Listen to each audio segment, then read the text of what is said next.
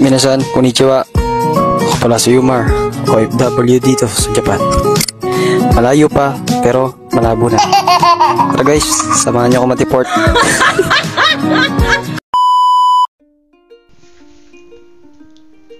Ohayo gozaimasu.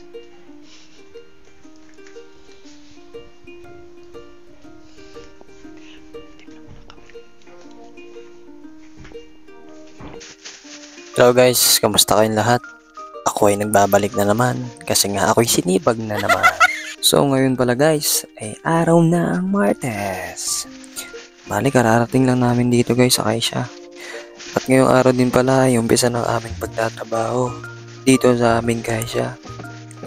Wala lang, shinare ko lang. Malay niyo magtanong kayo. At fast forward tayo guys, dito nga ininit ko ang aming ulam na adobo. Bali kagabi ko pa niluto yan guys. Bali ininit ko na lang para baon na namin. And fast forward again, pagtapos kong magbalot ng aking baon at ako'y naligo na rin. At syempre, nagbihis na rin ako. Syempre ganyan talaga guys pagka unang salpak pa sa trabaho. Kunwari maaga ka, pero pag nagtagal eh, baka late na. Deport. So dito nga guys, napapansin nyo, nakikita nyo yung katawan ko. Pasensya na. Sadyang ganyan lang talaga. Yan, nagmano kay tatay palito eh.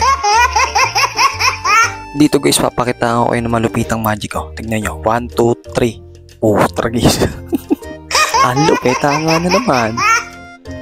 At yun nga, kasi nga maaga pa. Kaya nagmuni-muni muna ako.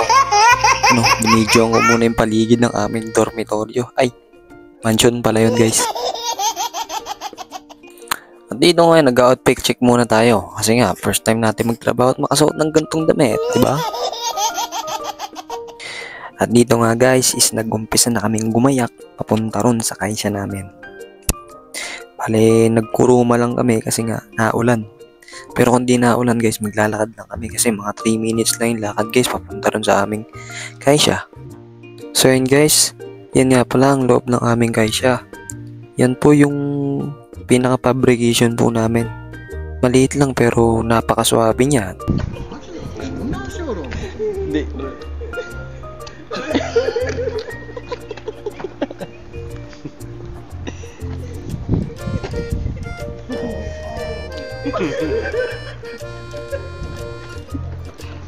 Namumaka ka. Viral ka ngayon.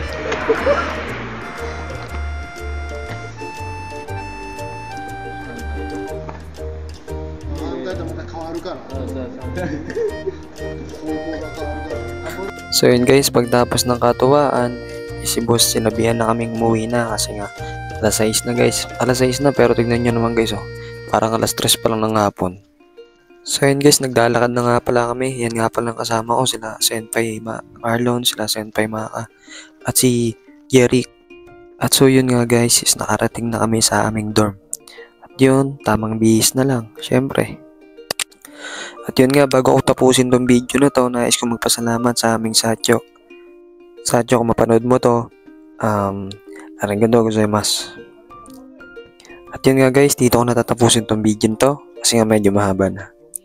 Ganbate ne, ganbaremasu.